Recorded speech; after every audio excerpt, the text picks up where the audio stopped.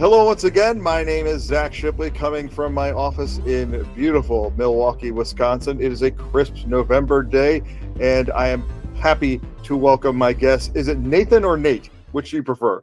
I go by both. Officially Nathan Arnold, but I go by Nate to some, and back in the day, Nate Dog.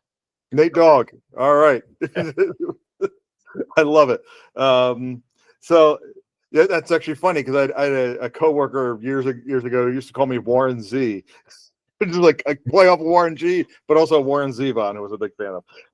So Hey. now we're really off on a tangent already. Nate, Right, so Dog and Warren Z are about to tear this podcast up. so Nate Dog, where are you out of? What's your job out there? What do you do? Yeah, so Nathan Arnold here in Columbia, South Carolina. 2 hours from the beach, 2 hours from the mountains. Columbia is right in the center of the state capital. Median sales price is $290,000, and one of the top ranked agents in our market. And I've been blessed to serve full time since 2006. So had a good run. Absolutely, yeah. So you're coming in on 20 years. Definitely. Yeah. That's why. Like I'm just about to hit year 8 myself. So it's I'm definitely like in awe of somebody's just. I mean, not that it's going to be that hard for me to stick around for this, but you've seen a lot. You know, like there's whenever we have like these big meetings and big like groups and gatherings, there's always an instructor who asks like, who was licensed in 2008? Who was licensed when it was at its worst? Yeah. So if you got licensed if it's 2006, you got licensed when like things were peaking. Yeah. So yeah, did it seem like easy money back then? It's like, all right, here we go. It did, man. It was nuts. So I graduated in 2005, which seems like 5 years ago. It does not feel like 20 plus years. No, it doesn't. But in 2003, something like that, I shifted my major. I found out about real estate as a major. Graduated University of South Carolina right here in Columbia. And I shifted my major from kind of a generic marketing management major to real estate. And actually got a degree in real estate, which was kind of neat. And I graduated, took a year off, did some travel, study abroad, and then came back, and I got licensed in October of 2006. So just crossed that like anniversary line or whatever. And I'll tell you, man, the market will humble you fast. I won some awards, the Rising Star Award for our brokerage that year, Rookie of the Year the first year. I wasn't with Keller Williams, with kind of an old school brokerage, mom and pop. Rookie of the Year the first year, the second year Rising Star Award. And at the end of 2007, I remember thinking like, hey, okay, like I got this. And the market shifted, and a year after winning the Rising Star Award, my dad owns a restaurant, and he needed a night manager, and I was like, I need money. So I was working nights for him and doing real estate in the day. And that's kind of how I got through like 2008 to a little bit of 2009. And a big lesson I learned in that time frame was I was okay. I was young. I was okay. Yeah. So I was okay, and the market was amazing, which made me think I was awesome. And really, I just entered at like the tail end of the good times, because I heard all like 03, 04, 05 in college. It's like people are just printing money in real estate, and I didn't get in just for the money. Like I've got kind of a deeper journey on home ownership in general that it really inspired me to get in, but I was definitely looking forward to the money part. And 08, 09, 2010, 2011, those were hard years. But I wouldn't trade it for the world. Makes you a lot better at what you do. So, and you've got to adjust and pivot and adapt. So, yeah. So when things started to shift again, and get real busy, like around 2020, 21, like either like into the pandemic or coming out of it, depending on what city you're in, things got really busy because interest rates were super low, Yeah. like you probably, I'm going to go ahead and guess, you knew to like make hay while the sun was shining, but knew that this wasn't going to last forever. This that interest rates were not going to stick at sub 3. They were going to go back up to 4, 5, 6 pretty quickly. So yeah. No, 100%. And honestly, man, that's where I'm really grateful for just like the training we get at KW. It like I love the vision speech with mega camp and family reunion. Like twice a year you get those like really good slides. I'm a big picture guy, so I love to take a step back and just look at, okay, like new construction, how many homes are being built, like what's our inventory supply overall, what's the interest rates, like what are those big historic numbers? Because, and I use it every day in conversations with clients now, like the 30-year average for interest rates is 6%. That just means today's kind of more normal, right? It's not the world that it's 6, 6.5. We just kind of got spoiled at the 3s and the 2s. But no, that was definitely, I mean, I enjoyed it. I'd actually stepped out of, so I was in leadership. 2015 was how I came to Keller Williams. I was recruited in to be a team leader, and I was a team leader at KW from 2015 to 2019. Stepped out of that role at the end of 2019, and then took a couple months off. I just gotten burned out. It's a hard role. Give your team leader a big hug. It's a tough role with high turnover and a lot of demands from kind of everywhere. But I enjoyed it. I recruited over 400 agents, doubled owner profit, had a blast, learned a ton about real estate and business and management, and helps me every day. A plug for the team leader role. If anybody ever has the opportunity to be one, or somebody approaches you, like give it a shot. It's a paid for MBA in a lot of ways, but it can be grueling.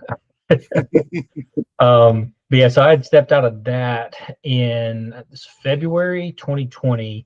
Family reunion was kind of like my okay, let's get back in timeline I set for myself. And so when I got back in the production side right after family reunion in 2020, it's like the first week of March or so. I think that was February 2020, and then within 3-4 weeks we were home. I had like 2 to 3 weeks, and then COVID hit, and I remember being like, oh God, what did I do? How are we going to sell homes if we can't go in them?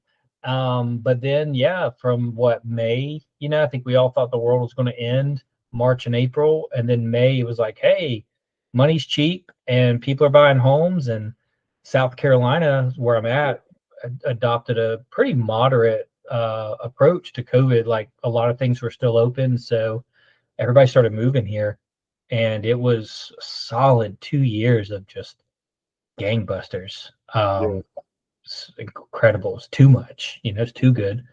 We had some pretty decent restrictions in our area, but the I just remember the thing that really fed it was like, well, if everyone's going to be working from home, taking school from home, the 3-bedroom house is no longer going to cut it. We need to have 4 or 5-bedroom house, because now we need to have a home office. We have to have a dedicated area we have to have our Zoom room. We have to have a room where we can take calls.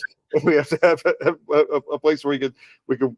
And I mean, there's some people I know. I mean, there's a huge Northwestern Mutual building in downtown Milwaukee, and one of the people I know there, he's still working from home today. It's like I mean, I think he goes in the office like once or twice a week, but for the most part, he's still sitting at his home desk. So it's I think that upgrade for a lot of people was really helpful. And so when people talk about the having the golden handcuff, or having the locked into these low interest rates, I think it's more than just that. I think it's also that they probably bought the biggest house they could reasonably want at that time, so they're not going to move again until they actually need a smaller place, or if there's a major life change. Yeah. No, I mean, it's true. I mean, I'm in my home office right now, I keep an office at the market center, and it's Zoom's kind of changed everything, and for the better. It's a tool to get a lot of things done. I've started doing a lot of buyer consults. Almost all my buyer consults Oh are yeah. which was funny because I remember talking with my coach on it, I don't know, a couple of years ago, and I was just trying to figure out like how do you do more with less? And it's like people want to meet. The thing I was running into was people didn't want to meet during the daytime. They want to meet after work. Hmm. And he was like, just do Zoom calls. And it was so funny maybe it was 3 years ago now, that seemed like a downgrade in service. It was like, no, I Yeah. need to meet them in person. And it's so common now. It's like for a buyer consult, it's just like, hey, happy to meet between 11 and 4 p.m. in the office, Hmm. or if after hours are more convenient for you, we can hop on a Zoom. And And it gives a lot of freedom to the people with like kids or other things going on. So yeah, there's a lot of times I'm doing consults where like, yeah, there's a kid running around in the background. If it was in the yeah, office, that would be annoying and really yeah, distracting. But for them, it's like as long as they can concentrate, the kid's not asking for chocolate milk or something in the middle of it. It's yeah, probably fine. And they didn't have to drive somewhere, find a babysitter or whatever, just to meet me yeah. for a half hour so I could talk about the market stats. What's funny too is like there's a humanizing aspect to Mhm. Zoom calls that at first, I remember the first time doing Zoom, you're just like, my kids are a little bit older now. They're 10 and 13, but they were younger, 5 years younger, 6 years younger. Mhm. And you're so nervous, like a kid's going to come in and blow your professional cover, or like the dog's going to come in. It'll be so embarrassing. Like, you remember that video? It got famous probably 7 or 8 years ago. Or And the kid like marching in the room. Oh yeah, my the God. girl, I think about that all the time. yeah. And that was like the first guy to get like bombed, on a Zoom call.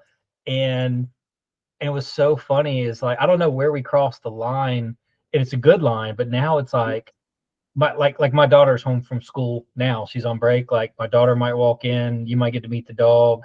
I meet Mhm. people with cats and kids, and little kids will show like their action figures or something that they drew, and it just kind of I don't know. I enjoy it. I'm a people person, and it just kind Yeah. of humanizes the experience when the dog keeps running in, or a cat, people leave for a second and all of a sudden you get like a cat looking in on the screen. And realistically, like your buyer consultation is probably not that different from mine in that like there's a bunch of bullet points you hit every single time, and Mhm. you're almost doing it from memory. You don't have a whole lot of stuff that you really need to read at that point. Maybe you switch up some stats depending on how much stuff you go into it. Yeah. But then it keeps it from just being boring and saying the same thing over and over again. It's a good. I have to remind myself sometimes, like I may be saying this for the 100th time, but they're hearing it for the first time. So, Yeah. so keeping it interesting is really important so that they don't get bored with the way I'm reading it. Well, it's important too because like people buy every like 7 to 10 years. I think it's the official like national stat, Mhm. which is kind of the same length of time as a market cycle. So most markets last about 7 to 10 years. And the irony is a lot of times they bought in a completely different environment than where we're in, Mhm. and oftentimes bought and sold. So that's something I always try to stay hyper aware of is, the strategy that worked really good for them or the experience they had last time might be totally different right now. Um, and just walk them through, help get them into wherever they need to be so that we can, get them in the mindset that they need to be in so we can help them get where they're looking to go. I really do enjoy setting those expectations and knowing that that all of the things that they're looking forward to are still going to be there, but making sure that they're not expecting things to go faster or slower than they actually are. Yeah. That said, whenever I'm talking to a seller, I'm always telling them it's a buyer's market. Whenever I'm talking to a buyer, I'm always telling them it's a seller's market. It's like because depending on what they're looking for, Yeah. they may be outside of what the median or the average is. If their price point is much lower or much higher, yeah, the days on market is going to be way different because $1.5 million house is not going to sell as fast as a $300,000 house. Yeah. Because there's not as many people who can buy it. Yeah. Well, and they, depending, every market is so hyper local. I mean, Mhm. depending on where they're selling and moving from, if it's out of state to here, they could be in two different markets. I've had it a few times where it's like they sell in a seller's market and buy in a buyer's market. It's fantastic, Mhm.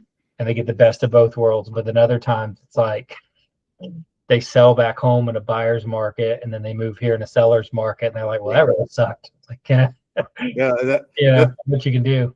that's the reality of the Milwaukee market for a lot of people too. If anybody's relocating here, is that it sometimes takes a couple months for their property that they're selling in whatever state they're coming from to actually go through and get under contract, and then they get here, and I'm not saying all of them, but there's still a fair amount of homes that go through in a weekend. They go online on Friday, and by Monday morning they've got the accepted offer designation on the MLS. So I know that they're not looking anymore, and I'm still seeing it's slower in the sense that we're not seeing 10 offers on a single house now. Mhm. We might get 2 or 3 though. So it's like, so it is less, but it's like all you need is one. Yeah, that's it. All you need is one. What's funny too, and I'm really fortunate, the overall like market center ownership group that owns our market center owns like over 13 others. We're part of Legacy Group with Andy and Leslie Peters, and they have private market research that they bring in that goes a little bit deeper than like our standard like MLS reports or state level reports. And we do quarterly meetings on those, which has been awesome because you start to see these trends that are really interesting. Like one right now in Columbia is, so we're technically a seller's market. We've got 3.1 month supply, but it really doesn't feel like a seller's market. It really feels like a balanced market, almost a buyer's market sometimes. But data wise, we're seller's market. But there's a really interesting stat right now. So average days on market for us is 59 days, right? So like 2 months. If you price your home right and like you just hit it right and you don't have to do a price reduction, on average for the quarter, your home will sell for 100% of asking price in 7 days on the market, which is like, whoa, just flies off the shelf. If you have to do a price, like if you don't get the price right though, it changes to 93 days on the market and you sell for 94% of asking price, which is like, whoa, what a difference. It's like, do you want to sell for everything in a week, or do you want to like linger for 3 months and then get 94% of what you're hoping to get? Just kind of fascinating. The funny thing about that is that, okay, maybe that 94%, maybe that's the price you would have listed at the first place. But having 3 months of extra carrying costs, electricity, mortgage, water, whatever bills you might have for that house, that's the game changer. It's like, oh, well now you have burned actually another $5,000 to $10,000 depending on what your carrying costs are. And that's the big challenge right now too. I think for all of us is helping sellers understand, especially sellers that bought or sold like just 4 or 5 years ago, how different things are. Because how do you put a price tag on that uncertainty? Like how long are you going to be there? So maybe they're in the home for a month and then they're moving to the next destination, and we got a vacant home for 2 or 3 months, and you've got all the things. Is the neighbor going to go over there and check on stuff? What if there's a leak? What if there's this? Who's going to mow the grass? Who's going to rake the leaves? All that kind of stuff that you can really avoid if you just price it right. So, but done. So obviously Milwaukee, Wisconsin has its intense winters from time to time, and we haven't had any snow yet, but when that day comes, like I have to make sure that any seller I'm talking to right now, it's like, if you're moving out, what's your snow removal plan? Because like I've shoveled a few times, But it is not something I can do for everybody. Yeah. Like I'll shovel before an open house, you know, or something, but like I can't go over there every day, every time it snows. I can only imagine. Yeah. We get, that's something that folks love about moving down here to Columbia. We get snow like once a year. We get like an inch, maybe 2 inches. 2 inches in Columbia is a huge deal. Everything shuts down for 2, 3 days. Yeah. It's awesome. I love it. Your power stays on. There's plenty of food. It's not that cold. But we really don't know what to do with snow around here. I bet you people still raid the grocery store. They buy all the milk and bread, like they're going to be stuck at home for months. Man, I've lived here. We moved here in 2000, so 25 years, summer of 2000. I've lived here 25 years, and every winter we get typical, like it'll get cold, but it's never like that cold here. But we'll get like an ice storm or like whatever. That's really the big one, is like the ice storms. The big oak trees will fall and knock out power lines. But man, you get talk of snow flurries, bread, milk, all the things. Bottled water going off the shelves. Everybody hunkers down. 25 years, the longest we've ever been out without power, I think it was like 2 days.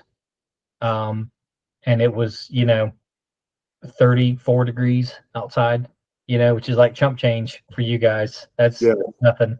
It's still unpleasant. I still don't want to be outside in 34 degrees for 2 days, but yeah, it's when you're inside, you can if you have a fireplace or some other way to keep warm, actually probably pretty good. Yeah. I think the thing that a lot of people miss, because I know Midwesterners and Northerners guys say like, oh, the people in the Carolinas or whatever, they get one snow and shuts down. They're such like they're weak or whatever. It hurts their minds. Like you've got to remember, like we've got infrastructure. We like all the garbage trucks put plows on, and it's like we don't have that. Do that. Like they don't have an army of plow trucks ready to go with salt and sand ready to like fix the roads. It's like, I grew up in Delaware, and I used to joke there's one plow truck for the whole state, and so you just have to wait till it comes down your street. That's probably us. We probably got one somewhere. Yeah. Yeah. So let's so now we know a little bit more about your market, a little bit more about your business. Let's find out a little bit more about you. You said you got 2 kids? 2 kiddos. All right, and you've been in the market, you've been in real estate for 20 years, so you've had these kids. Like you've been in real estate before you had kids. Been in real estate without them. What sorts of fun stuff do you like to do with them? Like where's your entertainment dollar being spent? Yeah. Oh man, we do all kind of stuff. My son plays soccer. So my son Jackson is 10. Coach his soccer team in the fall and the spring. So a lot of soccer activities.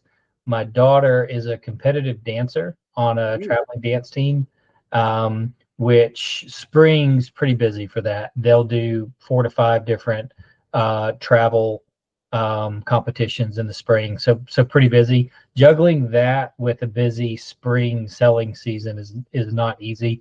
Very much worth it. She loves it. She was actually the MVP for her dance team last year. Wow. And that's been just a great outlet for her. She's 13. So it's a great social outlet for her. She's got a lot of friends, great athletic, competition, leadership, all those things. So dance and soccer keep things pretty busy. We've got a 2-year-old mini golden doodle. If you're thinking about getting a golden doodle, think twice. They are complete handfuls. They get you. Here's how they get you. They are absolutely adorable. They're like living teddy bears. So that gets you. And then the whoever's selling it, the breeder, whoever, they'll talk about how they're hypoallergenic. They're great with kids, and they don't shed. And you're like, this is the perfect animal. Let's go. And what they leave off is the oodle part. Apparently, poodles are just complete psychopaths. Yeah. So you're taking a golden retriever, which we're all kind of familiar with. I'm not familiar with poodles. The only time I've ever seen a poodle is on that like dog show that comes on Thanksgiving Day with like fancy rich ladies walking poodles. I had no idea regular poodles are just psychos. So they're high energy dogs. That keeps us pretty busy.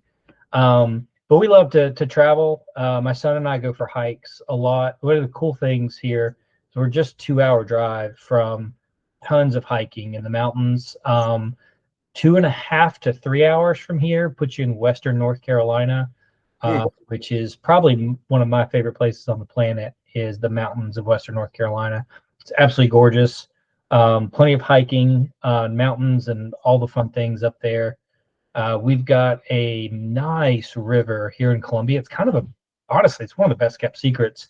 So we have a huge lake in Columbia called Lake Murray, and a lot of people relocate buy nice property on the lake.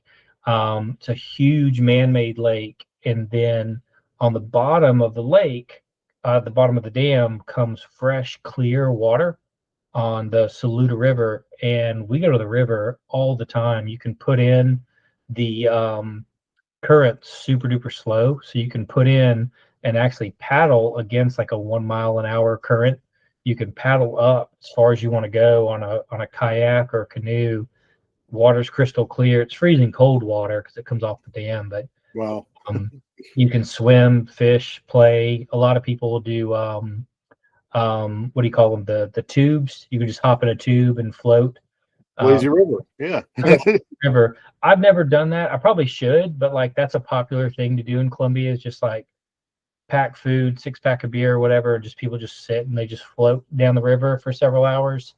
I'm a little bit too active to just sit, I gotta like get in there and kayak, canoe, or I'll go, swimming. Wild swimming's a ton of fun, man. You put on goggles and a snorkel, and there's a whole beautiful world of otters and beavers and fish and everything underneath that you just don't see on the top. But we keep busy, in short, and the beach is 2 hours away. So, Charleston's one of the most beautiful cities on the East Coast, and we're a 2 hour drive to Charleston. So you do a day trip, go to the beach, and be home for supper. I feel like you're really selling me on this on moving there now, because I'm or at least coming for a visit.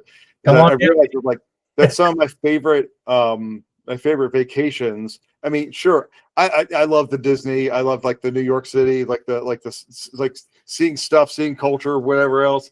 But some of my favorite stuff is just getting out into nature, and just like, how many animals can I see in one day? Yeah. So like I did the Yellowstone trip last year. It's like I'm spotting bears and bald eagles and bison and everything else. And so when you said like, oh, you can get in the water, you can watch otters, beavers swim by, it's like, oh, this is exactly my idea of a vacation. Yeah, it's the way to do it, man. I mean, that's just me personally. Like, nature just charges me up, just getting out in nature.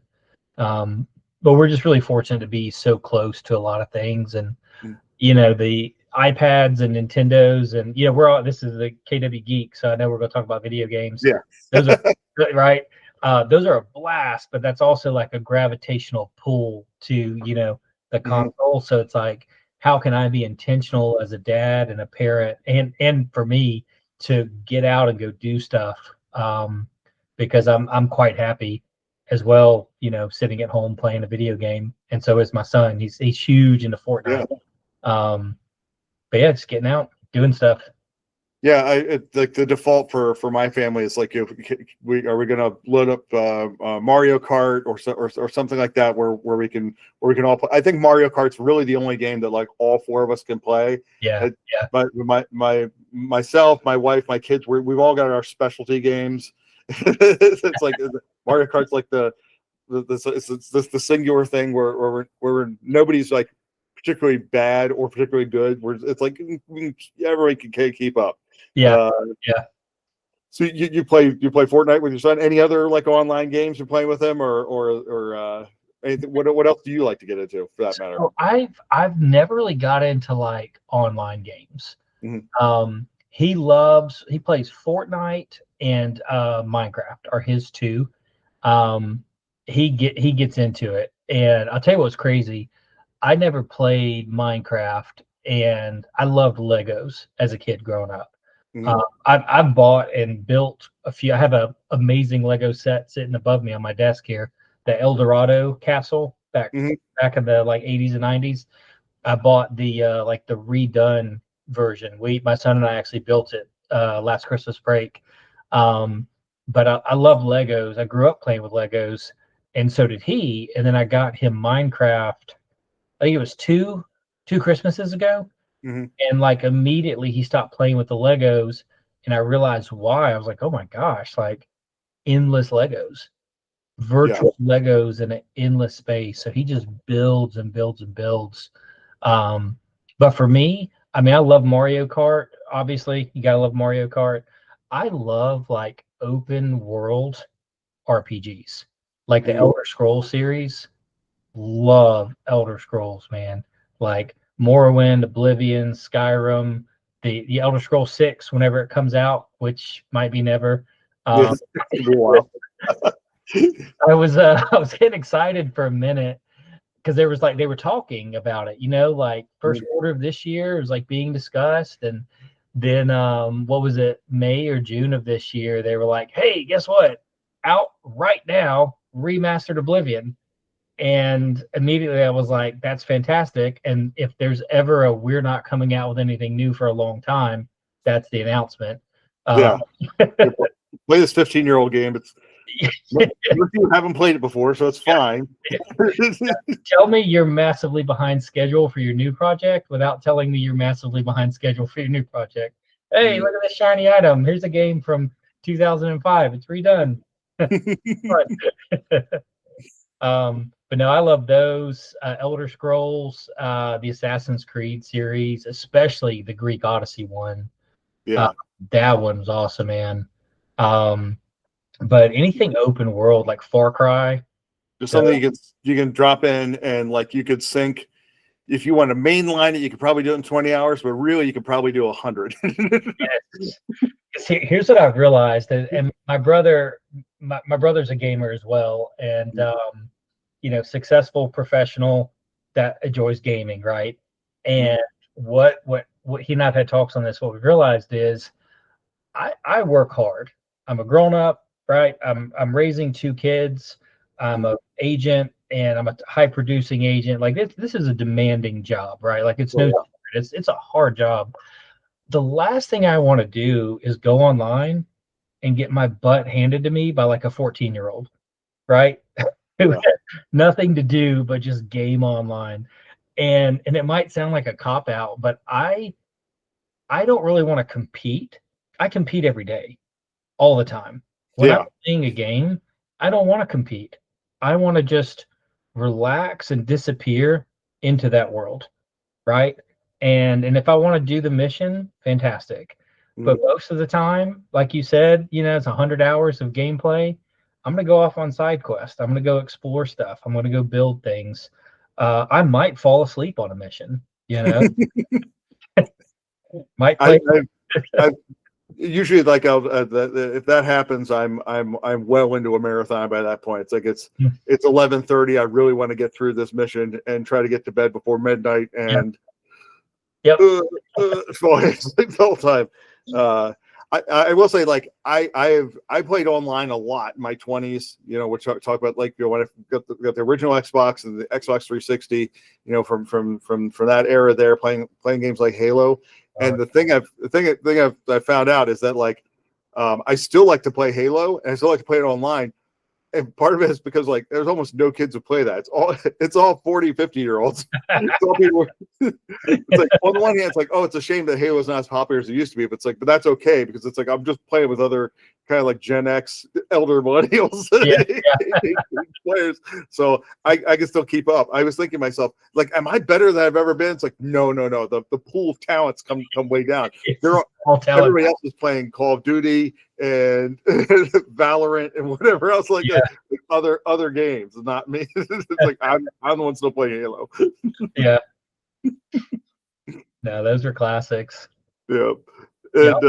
and I also like, and I can totally relate. Like, I think one of my favorite games of the last few years. I mean, both of the Breath of the Wild and Tears of the Kingdom, just both Legend of Zelda games that I could just drop into, and you could play for 5 minutes. Like, oh, here's a shrine. I'm going to do this thing real quick, and then you can put the game down. Yeah. Or you could just go like, okay, I'm gonna go for this whole long string of things. And I think if nothing else, that's the best innovation in video games in my lifetime. I mean, granted, like you could stretch almost the whole all video game history in my lifetime, but like I think about trying to pause Super Mario Brothers 3 on the NES when I was a kid, and like a game with no save ability. It's like, but also like whatever, however, like 100 levels. It's like you have to. If you're like World 6, like you're nowhere near the end, but also you've taken you hours to get to this part. So what are you supposed to do? Yeah. Yeah, I think that's something I've found, like as I've gotten older playing games, is like the games that I tend to really enjoy are the ones where like your bandwidth, you can jump in for 10 minutes or 10 hours, right? Like, because there'll be times where it's like sometimes I'll sit down and I'll sit down to play, and usually for me it's like once the kids are in bed, like I've kind of got that like 10 p.m. to 10 p.m. to midnight responsibly.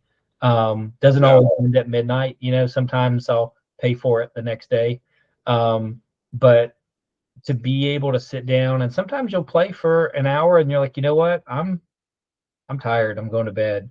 Or actually I need to jump in and like catch up on something really important work wise, like email wise, which I don't respond. Like, I don't know if you do this. I'll catch up on emails like at night sometimes, and I'll just schedule them to like go out the next morning. Yeah, the schedule set for. I don't even do it for 8 o'clock. It'd be like 8:02. Like I pretend like I check this in the morning and do it. Yeah, all the time. It's like 8:13, 8:17, 8:20. Yeah, the schedule set emails and texts are a blessing. It's exactly what I need. But yeah, I'll fully admit to like I'll hyper focus on stuff. I remember this is before I had the team. It was just me and my wife. So I guess we were always a team, but like I remember at some point going like, I went like, you know what, I'm going to update all the social media stuff like there, and I spent like 2 hours like from 11 o'clock to 1 a.m. Like it's got a bug up my butt when like I'm just going to do this, and I changed all our logos and reorganized, like updated the websites and everything, and I couldn't have done that at 1 o'clock in the afternoon, but I could do it at 1 o'clock at night. That's right. Well, there's too many distractions in the day. Like I'm not a early riser. I'd like to one day. I'd like to like be one of those 5 a.m. guys that just gets up and knocks it out. I'm wired more at night, but I get like the peace concept, because like 10 p.m. to 1 a.m. like there's no distractions, nothing's going on. Yeah. And it's probably the same from 5 a.m. to 8 a.m. Just nobody's. You can think, you can focus, you can get stuff done. That's really hard, from 11 to 4, for example. That phone's just, there's always something going on. Yeah, if you've got good headphones where you can listen to, you can either listen to something while you're working, or like even if you just decide you're gonna watch TV and you don't want to wake up the rest of the house. I'll tell you something I've gotten into too. Well, I got into this 20 years. I've been into this for a long time. Do you ever get into any of the strategy games, like PC games? No, my wife's real big on that stuff though. That's where we're a mixed marriage. I was always like a console shooter guy, and she was always PC strategy person. Okay. So. I'll tell you, I don't know if she ever got into this, but the Total War series is phenomenal. So I love history. And I'm a huge history guy. My actually, matter of fact, my degree on the wall over there, I've got a master's degree in history. I love history. If I wasn't a realtor, I'd probably be a history teacher, and maybe one day, right? But the Total War series takes place in like different time frames. So there's one, it's Rome Total War. It's like a 20-year-old game that they remastered recently, but it's the world in like the time period like 100 BC, and you take a faction. It could be the Roman Empire, it could be the Greeks, could be the Gauls, anybody, and you build it out over like 100-hour campaign, and you get to kind of like rewrite history. But they've got that for medieval time frames. They've got one I've been playing recently. It's Empire Total War, and it's 1700 to like 1800 time frame.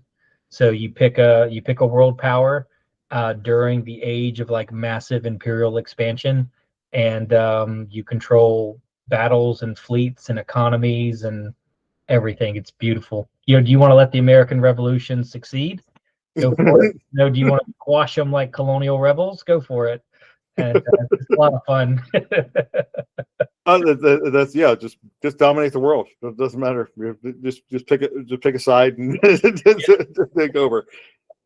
Guiltlessly do that in your. Yeah.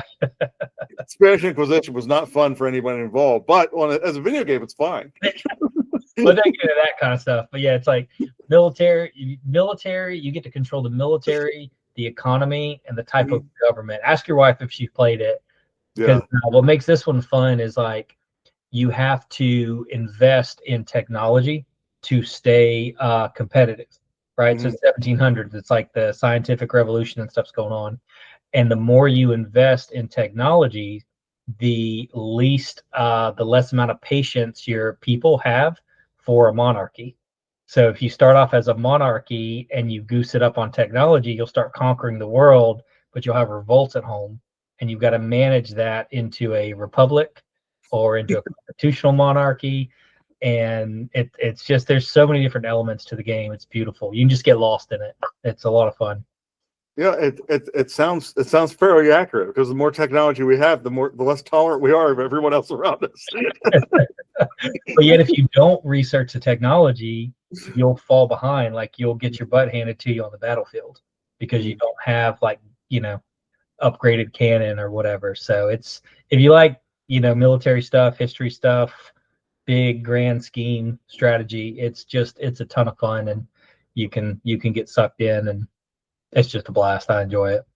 It's funny. I know I mentioned this on the last episode with Katie Campbell, but it's something worth mentioning here. It's like whenever I'm talking to somebody who's like really into strategy games or like a lot of data driven stuff, it doesn't surprise me when they're successful at this job, because like you think it's the same part of your brain getting scratched. It's like, okay, like you're into like maximizing your effort, and with the or maximizing your output with minimizing your effort. And it's the same thing when you're lead generating or looking at market data or whatever. It's like you want to buy low and sell high. You want to make sure you're doing the activities that bring in the most return on your investment. Yeah, and it's like the skills completely translate. Same part of your brain. It's strategy, thinking strategically. Just putting some numbers in order, thinking about what the other person's going to do, and anticipating what they're going to do before they do it. Yeah, and that definitely can lead to a huge success for a real estate agent. So you've been basically out of the team leader role for several years now. You're working hard as an agent. Do you have any support, or is it just or you're solo? Yeah, no, great question. I'm technically a solo agent, but I'm highly leveraged. I've got a full-time executive assistant and transaction coordinator that handles everything behind the scenes. And then I've got a showing partner full-time that opens all the doors. So a buyer comes on and they need to, I'll meet with that buyer, do the consultation, make sure that they're ready to go, and then turn them over to her for viewing properties, scheduling showings, viewing properties, walking through, taking notes. And then she and I correspond, as well as like a kind of a group text going on. And then when they find one that they're ready to make an offer in, I jump in to do the fiduciary level duties, right? So the functionary duties are delegated out so that those happen quicker and faster. That's what she's working on with them. And then the fiduciary duties come back over on my side from like contract to close. That's great. What does that translate to you for as far as production? Like, how many units do you think you're going to end up with in 2025?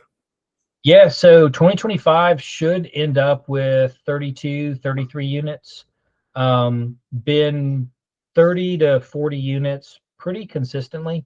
And we'll probably be looking to grow a little bit next year, probably bring on another showing partner, and then additional admin support, just kind of steady Freddy moving on up. What's your split for buyers and sellers look like? Would you say, like, obviously you have the support of the showing partner? Would you say you're more buyer heavy, or do you have that just simply because buyer clients can take more time because they're looking at a lot of homes instead of just trying to sell the one? Yeah, buyer clients definitely can take more time. I mean, my average buyer client only looks at between 7 and 8 houses, like in person, just because we do a lot of. I'm really heavy on like buyer needs analysis, buyer consultation, like making sure that I'm getting them in a prime spot so that when they do go out and view properties, they're ready, as I say, they're ready to hunt for their next home. We're not shopping for houses. Shopping for houses is what open houses are for, right? If you want to go shop, go look at open houses, go drive around.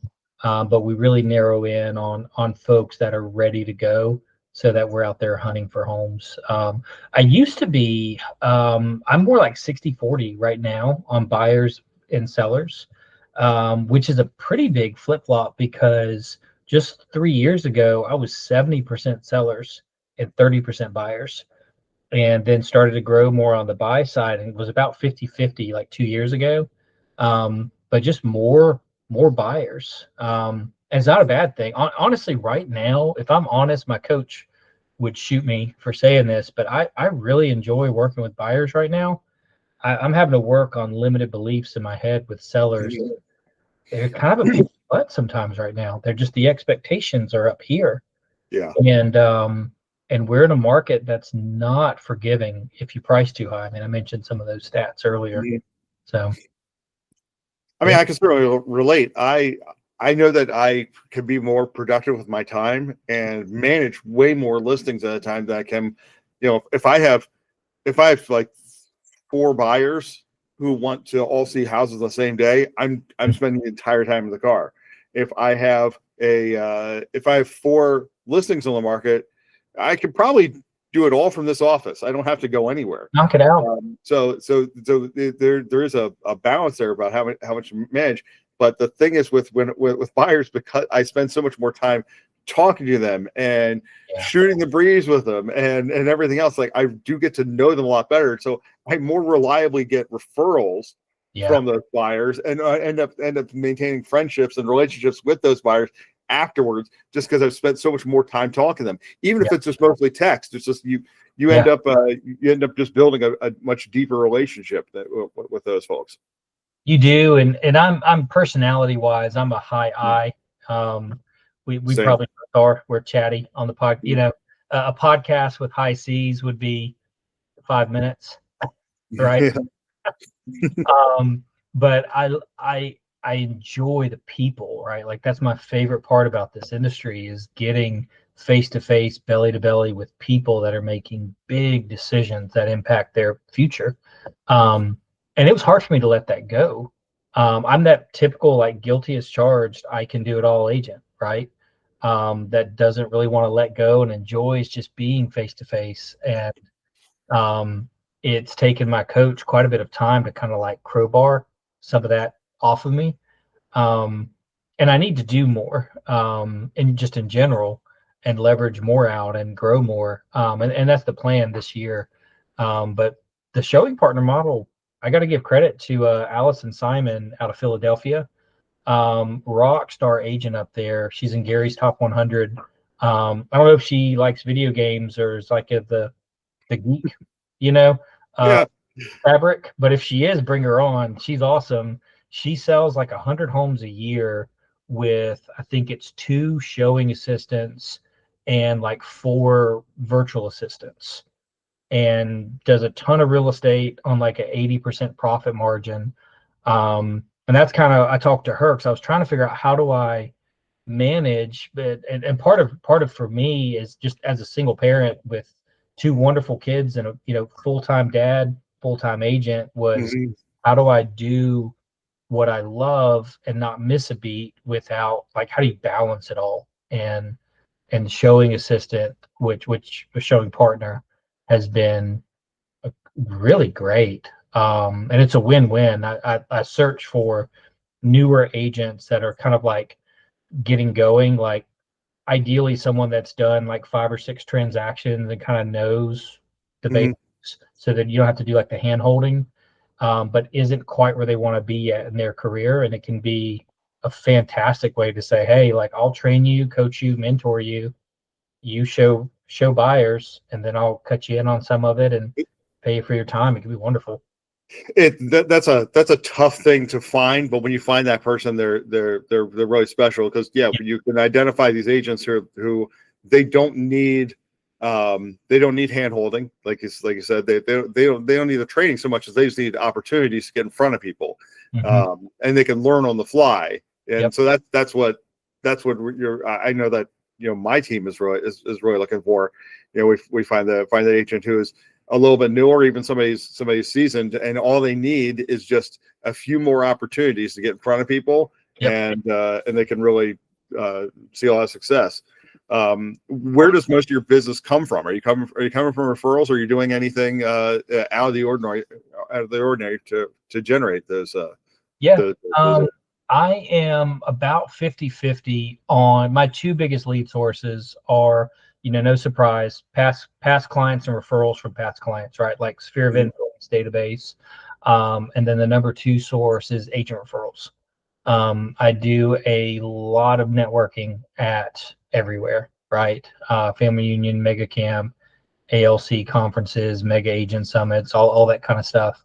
And love working with people, right? I wish it was more profitable to work more with agents, right? Like you do have that referral that I'm glad to pay out. My coach is like, hey, like dig into that database more. And I should, but it's so much fun working with agents because you're like, hey, I want to hand you money. And you're like, that's awesome. I'll hand you money back. Cool. Done. I'm happy to pay the referral fee too. And I think part of it is because usually when an agent hands you something, it's a done deal. This person's definitely moving. It's not a friend giving you a phone number for his coworker that might move in the next 2 years. Right. It's someone that's ready to go now. I pay 25% referral fees all day long. And I've been starting to do something that I could get more intentional on this, but like people that have kind of phased out of the business and they're let their license lapse, or they're, market's tough right now. If they're not quite doing enough to stay in, I'm telling folks, I'm like, hey, send your database. I'll flag everybody in command that they're yours. I'll pay for all the marketing, and I'll pay a 20% referral whenever they transact. That's forever. Like, that's another big one that we're talking about here, the golden handoff. That book. Have you read it? I have not. My wife's read it, and so she's a believer, and we've got some agents we're talking to right now who are either getting out of the business or retiring, and so we're just we're working towards it. Sure. Yeah, I mean I think that's the future. Like really, at least in our market, but I feel like this is national. There's a lot of really fantastic like OG realtors who've done it 30 or 40 years that are awesome agents. And they are so terribly behind the times with like technology and stuff, and they don't plan on changing. They're you probably got some in your market, right? They're awesome, but they are not adapting, and they don't intend to, and they're kind of on the way out. And that's something I think of as like how, and I bought the book, I haven't read it yet, but it's like how do I tap into that where it's Miss Betty Sue, who was top agent in 2001 and still rocking a flip phone, just dominating her database, but is not far away from being redundant in a lot of ways as the market just keeps changing. How do I get into business with Betty Sue to do a handoff to have her database come my way so she can phase out of the business with honor and dignity and come back for client events and hang out with her people, and we just partner up and rock it, and then build a team around that, right, to just service more business. So that's kind of where my head's at in the back right now. Yeah, and that's definitely building the future, and also something that I think a lot of agents should be looking for. Like it's a potential retirement or exit strategy. I mean, it wouldn't take you wouldn't necessarily even need to retire. Just be like, oh, I'm going to take a job, take an opportunity somewhere else. I mean, we we figure out all the stuff to make our businesses better that can be applied to so many other things. Yeah. And so it doesn't surprise me when somebody I work with is now suddenly, working at a media company or working at working at a university or something else, because they learn so much in real estate that now like these skills are apply really well to this other thing, and they should hold onto the license to be able to get referrals. Well, and burnout is such a real thing in our industry. By the way, selfish plug, I have a class that I developed that I'd love to bring to y'all's market center sometime. Oh yeah. Called How to Sell 30 Homes. How to Sell 30 Homes or more a year, no matter what life or the market throws at you. It's a 3-hour course, and it's, long story short, it's something that I've done on a personal level. Went through divorce, kind of just a really tough, sad situation. Judge put the kids with me. I said, thank you. And then how do I keep all this real estate stuff going while being a present, engaged dad 7 days a week? And with MAPS coaching and help and support and all that, like you build out all of these support structures that keep things going. And something I realized really fast, just in a hard season of life, is how low our battery can get. Like we run, I think, the very best of realtors. We get into real estate. I shared this in Family Reunion 2024 in Las Vegas. Was invited to be on a panel. First time I've been on a panel, and it was super cool. That was a small panel. It wasn't like the interviewed by Gary Keller. We were in rooms. But it was such an honor, and it was at a tough time in life that I would not have expected to be recognized for something. But it was counterbalancing life as a solo agent. And as I was preparing for that panel and going back through notes and talking with the other panelists and stuff, I had this aha, and I think it's gospel truth. The very thing that makes us good at real estate.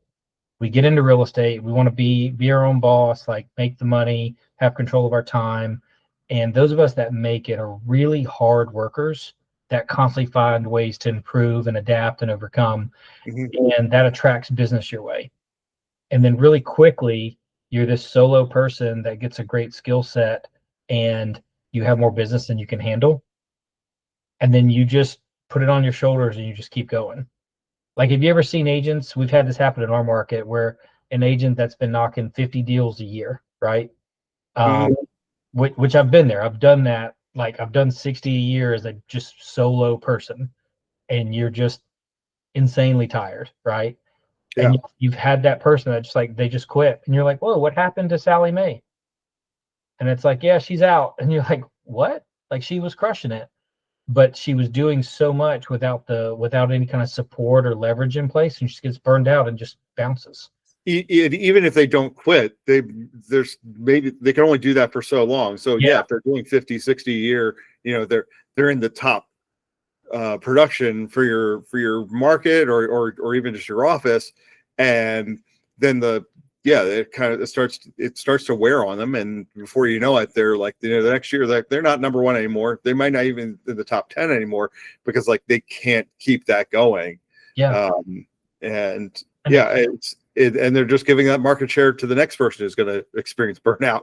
Yeah, it's true. So it's like, how do we build, and this is what I talk about in the class, is how do we build a personal life built on values that we hold dear, and a business that's built on the values that we hold dear? How do we integrate those two so that they just kind of move together? And it can make you unstoppable, I think.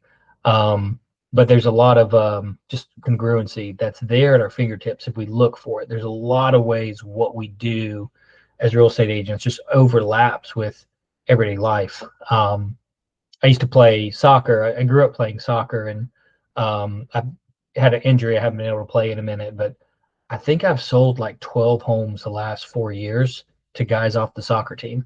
And I never have advertised real estate in a soccer team, ever. People just like to talk about the market, and you just share and chat. But anyways, I don't want to like you. So that's how your trusted teammates, they figure, well, if he's half as good at real estate as he was on the field, he'll probably be okay.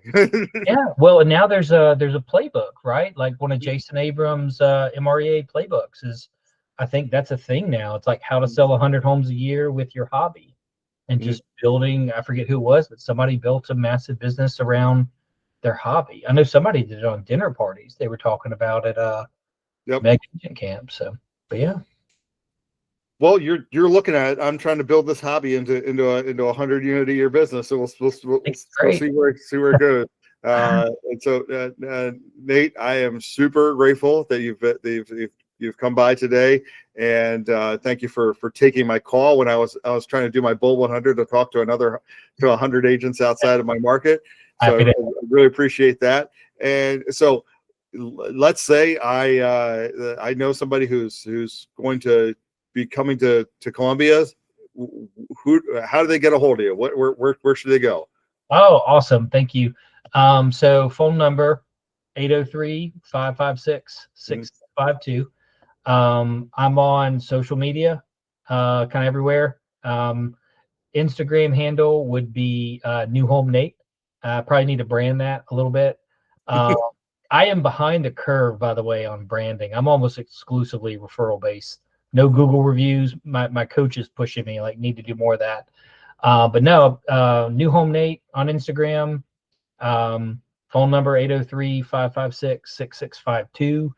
Nathan Arnold at KW.com is my email. And, friend me on Facebook or Instagram. Keep in touch and join up on my newsletter. I got a newsletter going out now that my assistant put together, and it's been a good time. So awesome. Thank you, Nate. So once again, agents who are looking to have a good referral partner, you can give them a call. And if you're a potential buyer or seller in that area, obviously you want to give him a call as well, because after the last hour of listening to him talk, you know what he's about and know his passions are. So once again, thank you, Nate, and we look forward to hearing from you again in the future. Awesome. Anytime, man. Thanks for having me. I'll be calling you about that class too, because that sounds like right up our alley here.